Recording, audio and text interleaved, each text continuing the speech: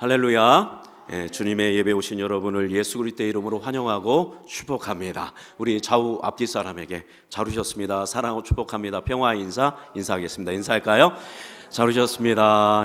사랑하고 축복합니다. 오늘 오직 의인은 믿음으로라는 제목으로 하나님의 말씀 나눌 때에 우리의 믿음이, 우리의 신앙이 더욱더 견고해지는 시간이 되기를 주님의 이름으로 축복합니다. 우리 갈라디아서 1장 2장까지 지난 시간까지 보았습니다. 갈라디아 1장 2장의 주된 내용은 사도 바울이 자신의 사도권의 출처가 하나님이고 예루살렘의 기둥 같은 사도들도 이것을 인정했다라는 점을 밝히면서 자신의 사도권을 먼저 변증을 하게 됩니다.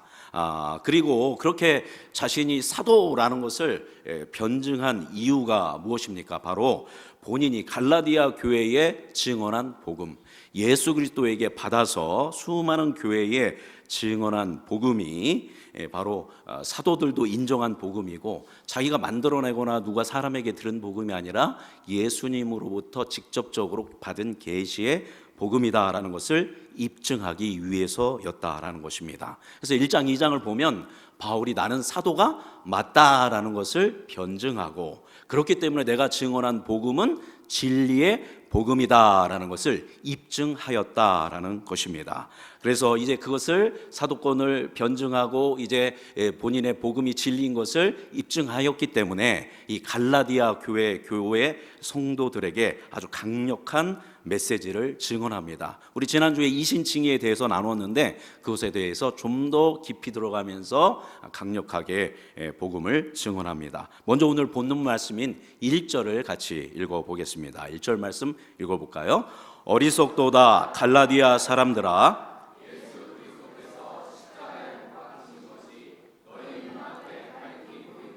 누가 너희를 꾀더냐. 자, 여기 보니까 갈라디아 사람들을 뭐라고 이야기하고 있어요? 어리석도다 갈라디아 사람들아. 원래 바울이라면 내가 개척한 교회의 성도들을 부를 때 뭐라고 불러야 합니까? 형제들아, 또는 말하자면 성도들아. 그리고 그 앞에는 뭐라고 불러야겠어요? 사랑하는 성도들아, 사랑하는 형제들아, 이렇게 불러야 하는데 뭐라고 해요? 어리석도다 갈라디아 사람들아 라고 얘기합니다. 이 한마디에 바울의 심정이 좀 담겨져 있죠. 매우 화가 나기도 하고 속상하기도 한 이 바울의 두 마음이 읽어지고 있습니다. 자, 여기 보니까 예수 그리스도께서 십자가에 못 박히신 것이 너희 눈앞에 어떻게 보인다?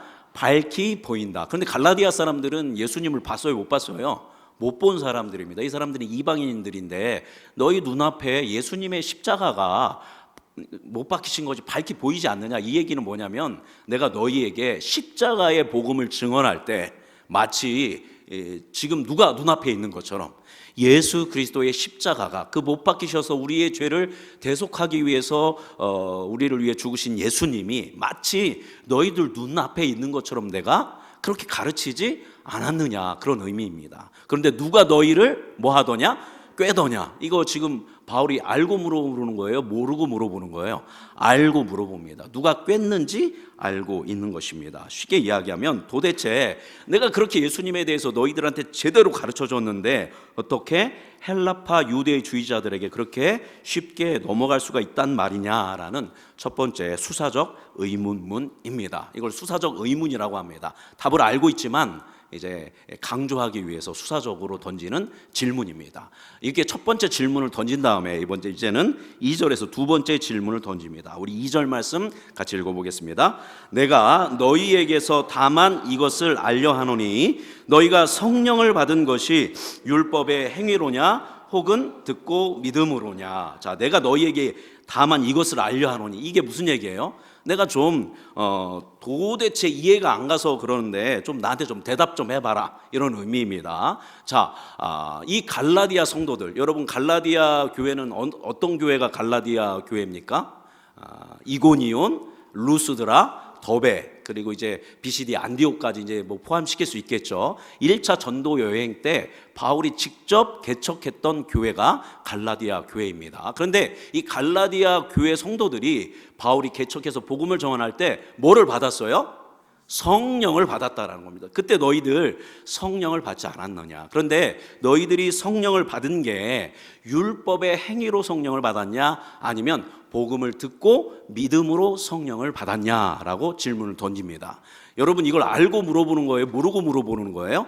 알고 물어보는 겁니다. 그러면 갈라디아 성도들은 뭐라고 대답하겠어요? 당연히 우리가 듣고 믿음으로 말미암아 성령을 받았습니다. 왜냐하면 갈라디아 교회 성도들은 이방인들이기 때문에 할례 받았어요? 안 받았어요? 안 받았습니다. 율법 알아요? 몰라요? 제대로 모릅니다. 율법대로 살았어요? 살지 않았어요? 율법대로 살지 않았습니다. 그런데도 갈라디아 성도들이 성령을 받은 거는 어떻게 받은 거예요? 바울이 예수 그리스도의 십자가의 복음을 전했더니 그거를 믿었더니 뭐를 받았어요? 성령을 받았다라는 겁니다. 이것이 첫 두 번째 수사적 질문입니다. 그리고 이제 그 다음에 세 번째 질문을 던집니다. 5절로 건너뛰어서요. 5절 말씀 읽어보겠습니다. 너희에게 성령을 주시고 너희 가운데에서 능력을 행하시는 이의 일이 율법의 행위에서냐 혹은 듣고 믿음에 서느냐. 너희들이 성령을 받았는데 성령을 받으니까 여러분 성령은 우리에게 뭘 주십니까? 은사를 주셔요. 다른 말로 한다면 능력을 주신다라는 겁니다. 그래서 성령 받은 사람들에게는 은사가 나타나고 능력이 나타납니다. 은사와 능력에는 많은 것들이 있죠. 물론 위대한 어떤 실제적인 역사도 있지만 우리의 성품이 바뀐다든가 갑자기 우리 공동체가 서로 사랑으로 하나 된다든가 이전에 없었던 일들이 갑자기 우리 안에서 나의 안에서 뭐 하는 거예요? 일어나기 시작하는 겁니다. 이게 누가 역사하시는 거예요? 성령이 내 안에 임하셔서 그러할 수 있는 능력을 나에게 누가 주시는 거예요? 성령이 주신다라는 겁니다. 그래서 성령의 은사를 받고 성령의 능력을 받고 갈라디아에 있는 많은 교회들이 부흥을 했단 말입니다. 그런데 그때 그렇게 성령의 능력이 너희 가운데 나타났던 것이 너희들이 그렇게 위대한 하나님의 일을 감당할 수 있었던 것이 밑에 보니까 율법의 행위로 너희들이 그 능력이 나타났냐 아니면 복음을 듣고 믿었을 때 나타났느냐 이야기입니다. 여러분 언제 나타났습니까? 갈라디아 성도들에게 복음을 듣고 믿었더니 성령이 임하시고 성령의 은사와 성령의 능력이 갈라디아 성도와 갈라디아 교회들에게 나타났다라는 겁니다. 절대 뭐일 수 있어? 없어요. 율법의 행위일 수가 없어요. 이 사람들은 율법을 알 리가 만무하다라는 겁니다. 율법대로 살지도 않았고 뭐도 안 받았어요? 할례도 안 받은 상태였다라는 것입니다. 그러니까 당연히 이것을 정리한다라면 갈라디아 성도들이 뭐를 받았대요? 성령을 받았어요. 그 다음에 또 뭐도 받았어요? 성령의 능력도 받았다라는 겁니다. 그런데 이 사람들이 갈라디아 성도들이 성령 받고 성령의 능력을 받을 때 율법의 행위가 있었다 없었다? 없었다. 그것과 관계가 있다 없다? 없다라는 겁니다. 다른 말로 한다면 내가 성령을 받으려고 막 열심히 어떤 노력을 하고 행위로 무엇을 해서 성령을 받고 성령의 은사를 받은 게 아니라는 겁니다. 그럼 뭘로 받았다라는 거예요? 복음을 말씀을 듣고 그걸 뭐 했더니 믿었더니 성령이 임하였고 성령의 능력이 임하였다라는 것입니다. 할렐루야. 여러분 성령의 충만함을 받기 원하시고 성령의 능력과 은사를 받기 원하실 줄 믿습니다. 그렇다면 우리가 뭐를 해야 돼요?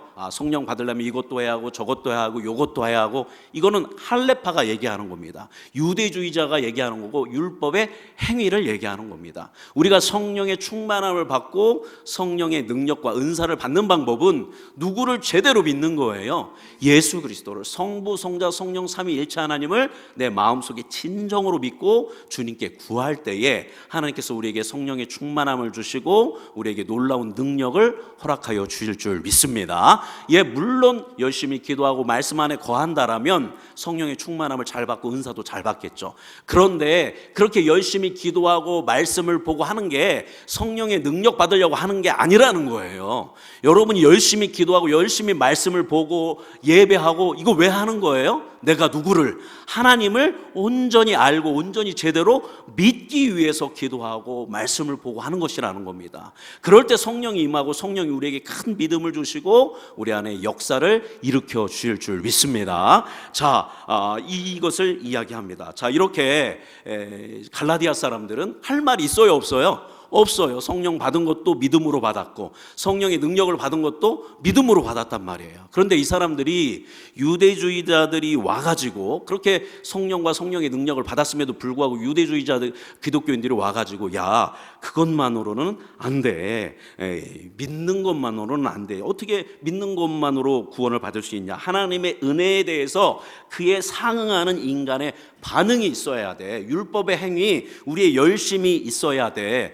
가장 먼저 뭐부터 받아야 돼? 할례부터 받아야 한다라고 가르친 겁니다. 이거에 넘어갔죠. 왜 넘어간 것입니까? 지난 시간에도 우리가 얘기했지만 이제 다시 한번 이걸 또 정리해 본다면 사실 유대인들 입장에서는, 유대 기독교인들 입장에서는 복음을 듣고 이제 이방인들이 그냥 복음을 한 번에 듣고 구원 받는다라는 게 받아들이기 쉬웠을까요? 어려웠을까요? 그들은 어려웠다라는 거예요. 이거에 대해서 예수님이 이미 비유로 가르치신 적이 있습니다. 포도원의 품꾼 비유죠. 성경에 보면 포도원 주인이 일꾼을 찾으려고 인력시장에 갔어요. 인력시장에 가보니까 사람들이 많이 있죠. 그래서 3시에 가고 6시에 가고 9시에 가고 11시에 갔어요. 우리나라 시간으로 바꾸면 6시에, 아침 6시에 가보니까 있어서 그중에 일할 만한 사람들을 뽑아갔어요. 그 다음에 또 몇 시에 가요? 9시에 갔어요. 근데 여전히 사람들이 있어 또 일할 만한 사람들을 뽑아갔어요. 12시에도 한번 가봤더니 또 있는 거예요.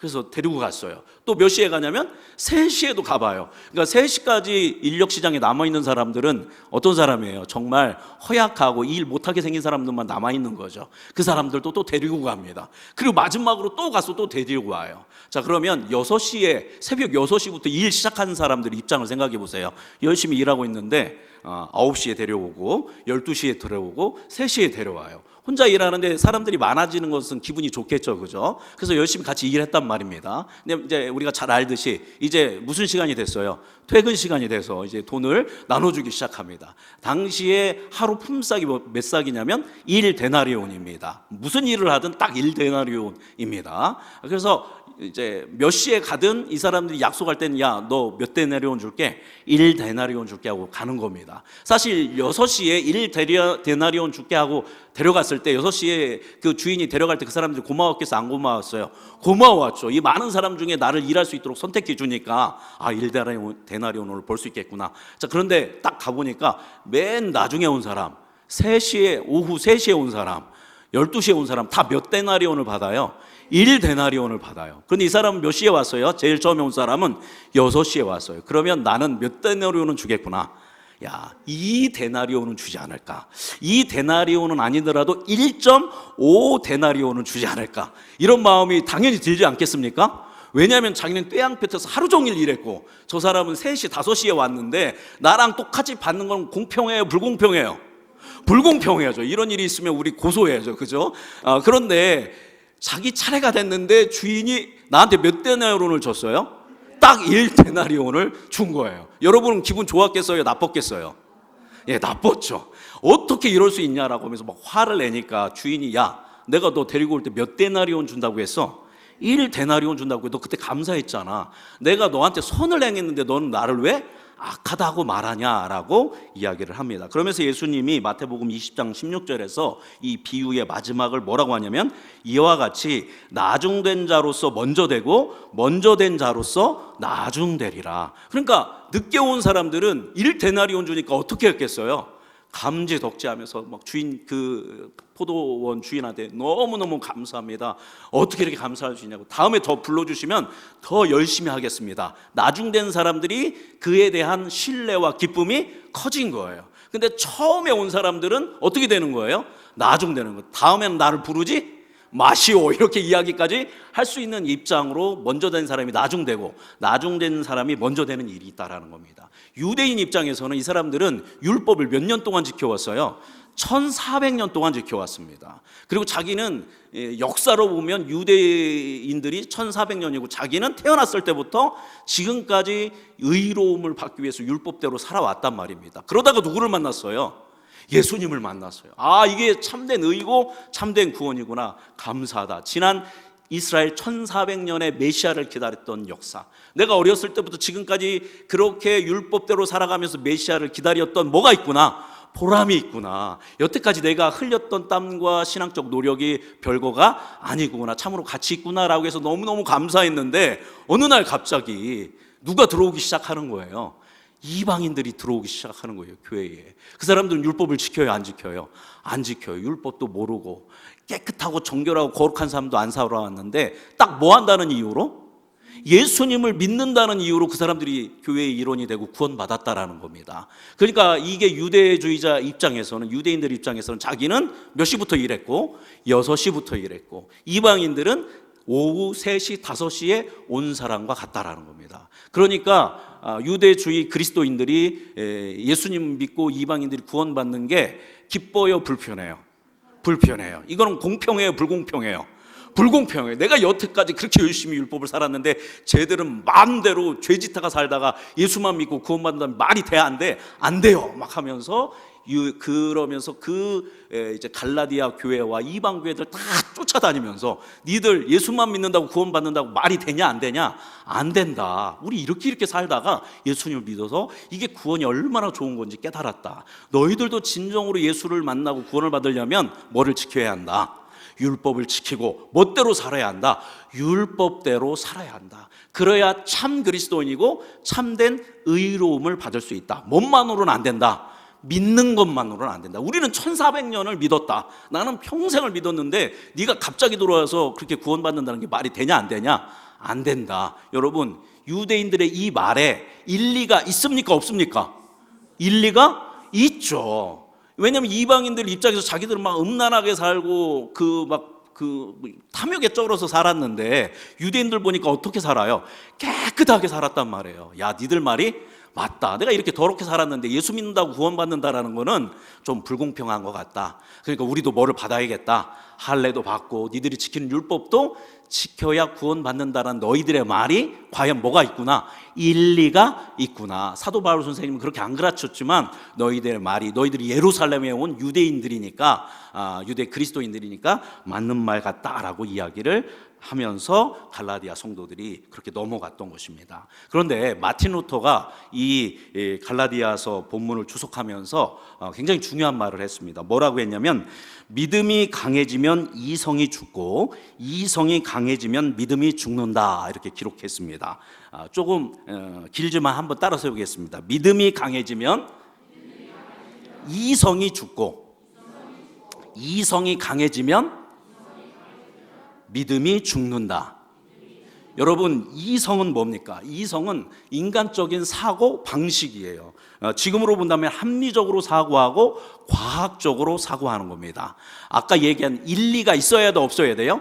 일리가 있어야 돼요. 누구든지 동의 가능해야 돼요. 그랬을 때 이것은 이 사람의 선택은 정말 어떤 선택이다? 이성적 선택이에요. 그런데 일리가 없는 걸 선택해요. 그럼 이 사람은 어리석거나 뭔가 뒤집어 씌어 있는 거다. 이 사람은 비과학적이다라고 판단을 한다라는 것입니다. 그러니까 이성적이라고 이제 여기서 이야기한 거는 세상적인 인간적인 사고, 과학적이고 합리적인 사고 체계라고 할 수 있습니다. 여러분, 그런데 성경을 읽을 때에 우리가 그런 인간적인 세계관을 가지고 이성을 가지고 읽으면 이게 믿을 만한 얘기들이 덜어 있어요, 없어요? 믿지 못할 만한 이야기들이 있어요, 없어요? 있다라는 겁니다. 예수님 얘기만 하더라도 예수님이 누구 몸에서 태어났어요? 동정녀, 우리말로 한다면 처녀 몸에서 태어났대요. 말이 돼요, 안 돼요? 이성적으로 안 되죠, 그죠? 예수님이 물 위를 걸으셨대요. 이성적으로 말이 돼요, 안 돼요? 안 돼요. 물고기 2마리와 떡 5개로 5,000명을 먹였대요. 이성적으로 말이 돼요, 안 돼요? 안 돼요. 죽었는데 부활하셨대요. 말이 돼요, 안 돼요? 안 돼요. 그리고 부활했는데 그 예수님이 하늘로 올라갔대요. 이성적인 사고로 보면 이게 일리가 있는 얘기예요, 없는 얘기예요? 일리가 없는 얘기라는 겁니다. 그렇게 성경을 볼 때 이성적 사고, 저는 그러나 성경을 볼 때는 하나님, 이성도 하나님이 주신 것이기 때문에 이성을 가지고 성경을 봐야 합니다. 근데 여기서 얘기하는 것은 철저하게 인본주의적 사고를 얘기하는 겁니다. 그런 사고를 가지고 보면 성경이라든가 믿음이 어떻게 된다라는 거예요? 죽게 된다라는 겁니다. 그런데 믿음을 가지게 되면 뭐가 죽는데요? 이성이 죽는다라는 겁니다. 이 얘기를 오해하지 말아야 합니다. 예를 들어서 하나님에 대한 믿음이 죽으면 많으면 이성이 마비된다라는 게 아닙니다. 분명하게 이성은 그대로 있지만 믿음의 눈을 보면 뭘 뛰어넘는 거예요? 이성을 뛰어넘는 겁니다. 인간적 세계를 초월하는 겁니다. 그것을 덮고도 뛰어넘는 것이 뭐의 능력이에요? 믿음의 능력이고 믿음의 시각이라는 것을 이야기하고 있습니다. 자, 그러니까 여기에서 이 얘기를 했을 때 지금 바울이 야, 예수님을 믿기만 하면 구원 받을 수 있어 라는 것과 야, 믿기만 하면 되냐? 믿음대로 살아야 하고 율법대로 살아야 구원받지. 어떤 게 더 이성적이고 논리적이고 일리가 있어요? 믿고 믿음대로 살고 율법을 지켜야 된다라는 게 더 이성적인 겁니다. 그러나 사실 믿음의 눈을 가지고 보면 더 넘어서 보면 그렇지 않다라는 겁니다. 우리가 구원받을 수 있는 것은 오직 무엇을 통해서 구원받을 수 있다? 믿음을 통해서 구원을 받을 수 있다라는 겁니다. 얘기하자면 이성은 그죠? 우리의 이성적으로 신앙생활을 하게 되면 자꾸 누구를 입증하려고 하냐면 나를 입증하려고 하고 나의 믿음을 입증하려고 해요. 여러분, 우리의 믿음을 어떻게 입증할 수 있어요? 여러분의 믿음을 열심히 하면 되잖아요, 그죠? 세상에서 인정받는 건 열심히 하는 거예요. 헌금도 열심히 하고 출석도 열심히 하고 기도도 열심히 하고 예배도 열심히 하고 그러면 나의 믿음이 뭐 하는 거예요? 입증돼요. 일리가 있어요, 없어요? 어떤 사람은 막 예배 시간을 졸고 있는데 저 사람은 열심히 예배를 드리니까 야, 일리 있다, 저 사람은 믿음이 좋다라고 하는 것 같지만 그 사람은 지금 누구를 입증하고 있는 거예요? 자기 자신을 입증하고 있는 겁니다. 하나님을 입증하는 것이 아니라 자기를 입증하는 것이고, 그러나 믿음이 깨어있는 사람은 누구를 입증할까요? 나를 입증하지 않아요. 나한테는 아무것도 없으니까요. 누구를 입증하려고 해요? 하나님을 입증하고 하나님을 인정하고 하나님께 영광을 올려드리고 하나님을 드러내게 돼 있다라는 것입니다. 그러니까 우리의 믿음을 잘 붙들어야 한다라는 것. 그래서 이성적 사고와 그 다음에 믿음의 사고를 우리가 잘 구분해야 한다라는 것입니다. 그래서 바울이 얘기하는 겁니다. 야, 그것이 아니다. 이 분명하게 이런 부분들을 명확하게 알아야 한다라고 이야기합니다. 자, 그렇지만 그럴싸한 이 유대주의 기독교인들의 오류를 바로잡기 위해서 바울은 그들이 이야기했을, 이제 그 유대주의자들 기독교인들이 와가지고 너희들 뭐 받아야 한다라고 얘기해요? 할례 받아야 한다. 근데 할례 누구 때부터 시작됐어요? 아브라함 때부터 시작된 말이에요. 그러니까 누구 얘기를 했을까요? 아브라함에 대해서 이야기를 했겠죠. 그래서 아브라함에 대해서 논증을 하게 됩니다. 우리 본문 6절 7절을 읽어보겠습니다. 읽어볼까요? 아브라함이 하나님을 믿음에 그런즉 믿음으로 말미암은 자들은 아브라함의 자손인 줄 알지어다. 자, 너희들 할례 받으라고 유대주의자들한테 들었을 거다. 율법 지키라고 유대주의자들한테 들었을 것이다. 근데 할례가 누구부터 시작했냐?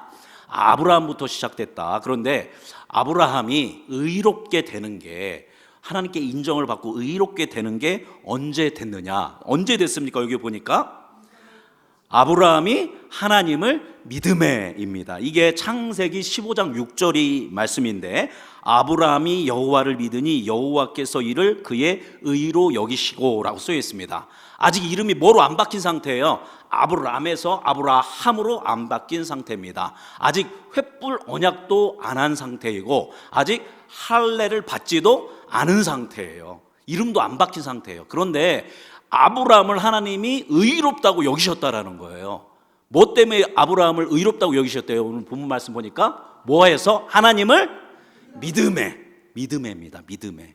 아브라함이 자식을 바쳐서 아브라함이 뭐를 해서 또 율법을 아브라함이 지켰습니까? 아브라함 때는 율법이 아예 뭐했어요? 없었어요. 율법은 모세 때 나왔단 말이에요. 근데 하나님께서 아브라함을 의롭다고 인정하신 것은 율법도 없고 할례도 없는 상태입니다. 그러니까 아브라함의 행동으로 의롭다함을 받은 게 아니라 뭐로 의롭다함을 받았어요? 믿음으로 의롭다함을 받았다라는 겁니다. 그러면서 7절 말씀에 그래서 믿음으로 말미암는 사람은, 믿음으로 예수 그리스도를 인정하는 사람은 누구의 자손이 되는 거다? 아브라함의 자손이 된다. 왜냐하면 아브라함이 무엇으로 의로움을 받았기 때문에 혈통으로나 또는 율법으로 의롭다함을 받은 게 아니라 무엇으로 의로움을 받았으니까? 믿음으로 의롭다함을 받았기 때문에 우리는 믿음의 조상 아브라함의 후손이 되는 것이다 라고 이야기합니다. 우리 8절 9절 같이 읽어보겠습니다. 또 하나님이 이방을 믿음으로 말미암아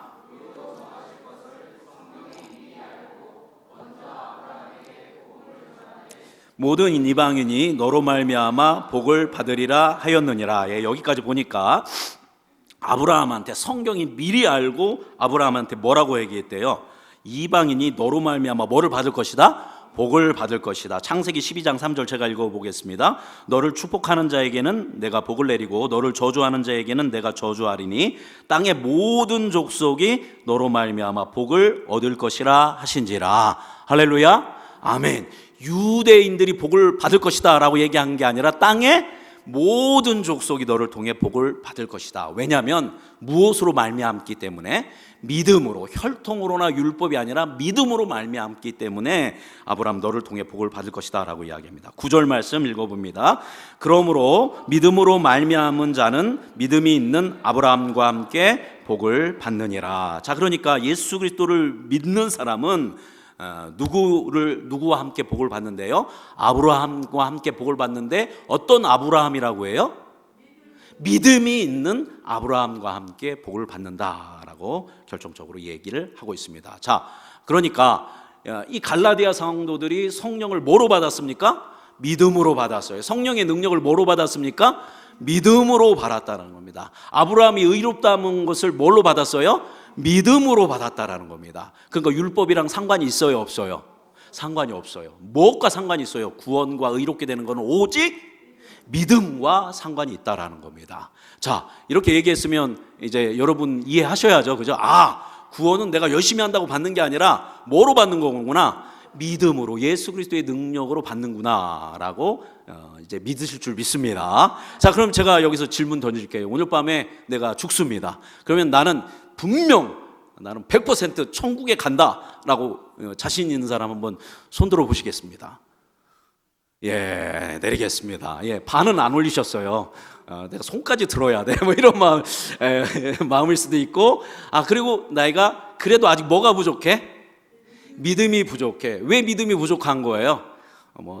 신앙생활을 열심히 안 하니까. 이렇게 하면 여전히 지금 무슨 주의에 남아 있는 거예요? 율법주의, 유대주의에 남아 있게 되는 겁니다. 수요 예배 때도 계속 같이 설교를 하고 있는데, 여러분 믿음이 크건 적건 그건 중요하지 않아요.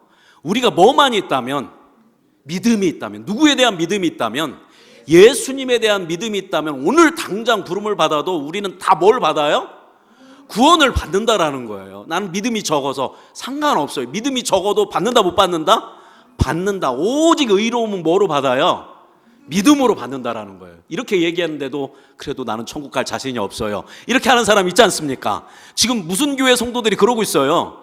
갈라디아 교회 성도들이 그러고 있는 겁니다. 그러니까 다시 한번, 이제 설교가 좀 길어져서 죄송하지만 여기까지만 한다면, 다시 한번 이야기한다라면 10절 말씀을 같이 읽어보겠습니다. 그래? 율법 행위를 계속 말해? 오케이. 그러면 한번 이것 좀 말씀 좀 들어봐라 하면서 10절 말씀을 이야기합니다. 10절 읽어볼까요?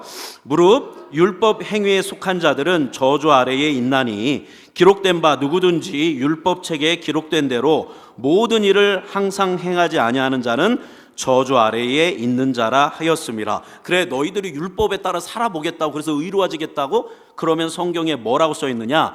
율법에 속한 사람들은 뭐 아래 있대요?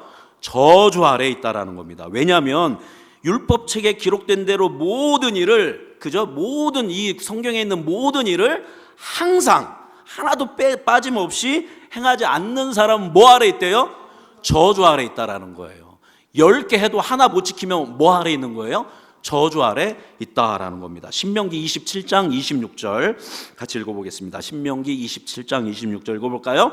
이 율법의 말씀을 실행하지 아니하는 자는 저주를 받을 것이라 할 것이요 모든 백성은 아멘 할지어다.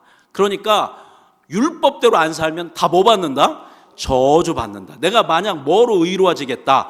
율법으로 의로워지겠다. 내가 신앙생활 열심히 해서 인정받고 나를 입증하겠다라는 태도를 가진 사람은, 그렇게 신앙생활하는 사람은, 그렇게 열심히 신앙생활하는 사람은 뭐 아래 있대요?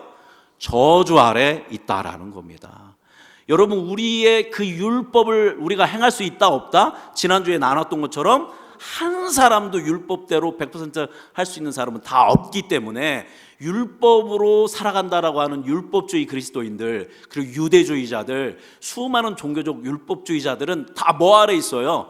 하나님의 진노의 심판의 저주 아래 있습니다. 그래서 그걸 해결하지 못하면 다 결국에는 어디를 가게 돼 있어요? 지옥으로 가게 되어 있다라고 이야기합니다. 분명하게 바울은 얘기하는 겁니다. 그러면서 다시 한번 이제 믿음에 대해서 이야기합니다. 11절, 오늘 설교 제목과 관련이 있죠. 11절 읽어보겠습니다. 또 하나님 앞에서 아무도 율법으로 말미암아 의롭게 되지 못할 것이 분명하니 이는 의인은 믿음으로 살리라 하였음이라. 아멘. 이게 누가 한 얘기냐면 하박국이 한 얘기가 아니에요. 하박국에게 누가 하신 얘기예요? 하나님이 해주신 이야기입니다. 한 사람도 믿음으로 의롭다함을 받을 수 있다 없다? 죄송합니다. 율법을 지킴으로 의롭다함을 받을 수 있다 없다? 없다. 한 사람도 없다. 그러나 의인은, 의롭게 되는 사람은, 구원받는 사람은 오직 무엇으로 산대요? 믿음으로 살리라 라고 이야기합니다. 하박국 2장 4절, 보라 그의 마음은 교만하며 그 속에서 정직하지 못하나 의인은 그의 믿음으로 말미암아 살리라 라고 이야기하고 있습니다. 자, 결국은 무슨 얘기냐면 이제 이 갈라디아 성도들이 예수 믿고 구원받았는데 이 유대주의자들이 와가지고 얘기한 것은 뭐도 지켜야 한다? 구약도 지켜야 한다, 율법도 지켜야 한다, 의로워진다라고 이야기를 했는데 지금 잘 살펴보니까 아브라함도 뭐로 의롭다함을 받았어요? 믿음으로 의롭다함을 받았고, 하박국에 하나님께서 말씀하시기를 야 너희들은 율법을 지켜서 의롭다함을 받을 사람이 없어. 의인은 무엇으로 말미암아 되는 거야? 믿음으로 말미암아 사는 사람이야 라고 얘기하는 것은 구약 역시, 율법 역시 우리가 의인이 되고 구원받을 수 있는 것은 오직 뭐로 되는 것이다? 믿음으로 된다라고 모두 얘기하는 거예요. 구약 39권도 얘기하고 있다라고 사도 바울이 갈라디아 성도들에게 이야기를 하는 것입니다. 말씀 정리하겠습니다. 자, 이제 바울이 던졌던 수사적 질문들과 여러 가지 논증들을 이제 우리 정리하면, 첫 번째, 너희가 성령을 어떻게 받았느냐? 율법의 행위로냐? 듣고 믿음이로냐? 뭐예요? 듣고 믿음으로 성령을 받았습니다. 너희가 성령의 능력을 어떻게, 은사를 어떻게 받았느냐? 율법의 행위로냐? 듣고 믿음으로냐? 뭘로 받았어요? 듣고 믿음으로 성령의 능력을 받았습니다. 여러분, 아브라함이 의롭다함을 율법을 행해서 받았습니까? 믿음으로 받았습니까? 믿음으로 받았다라는 겁니다. 그래도 율법이 좋아요. 그럼 율법을 행하는 사람은 뭐 아래 있대요? 저주 아래 있다라는 겁니다. 왜냐하면 하박국이 했던 것처럼 하나님께서 말씀하시되 오직 의인은 무엇으로 말미암아 산다? 믿음으로 말미암아 산다라고 이야기하고 있다라는 겁니다. 자, 그렇다면 무엇을 믿음으로 말미암습니까? 우리를 위해 십자가에 죽으시고 부활하신 예수님. 갈라디아 성도들에게 마치 눈앞에 예수님이 있는 것처럼 그 십자가에 못 박히신 예수님의 대속의 사역을 설명했던 그 예수 그리스도의 십자가와 부활의 사건을 내가 믿고 성부, 성자, 성령 삼위일체 하나님을 내가 믿음으로 받아들이며, 내가 나를 입증하는 게 아니라 누구를 입증하기 위해서? 하나님을 입증하기 위해서, 예수 그리스도를 입증하기 위해서 기도를 하고 말씀을 보고 신앙생활을 하고 일상을 살아가는 것, 그게 뭐로 사는 거예요? 믿음으로 사는 그리스도인이다라는 것입니다. 다음 주에 이 부분은 좀 더 자세히 나누도록 하겠습니다. 사랑하는 우리 음성중앙교회 성도 여러분, 오직 의인은 무엇으로 살아요? 믿음으로 삽니다. 그렇다면 여러분은 뭘로 살아야 합니까? 믿음으로 살아야 할 줄 믿습니다. 예수님이 여러분을 구원하셨는 줄 믿습니다. 그리고 오늘도 구원하실 줄 믿습니다. 그리고 이후의 삶도 여러분의 삶을 책임지시고 여러분에게 영원한 생명을 예수님께서 주실 줄 믿습니다. 그러니까 나 잘 믿어 해서 나를 입증하려 하지 말고 우리는 누구에게 영광 올려드리며 살아야 한다? 예수 그리스도께, 하나님께 세세토록 영광을 올려드리며 믿음으로 살아가는 우리 음성중앙교회 모든 성도님들 되시기를 주님의 이름으로 축복합니다.